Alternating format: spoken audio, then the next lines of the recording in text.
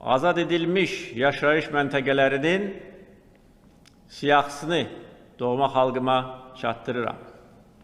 Zəngilan rayonunda azad edilmiş kəndlər: 1-ci Alıbəyli, 2-ci Alıbəyli, Rabənd, Yenikənd.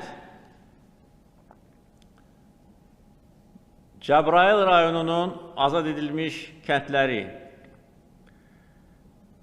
Qovşudlu, Sofulu, Dağ Maşanlı, Kürdlər, Hovuzlu, Çələbilər.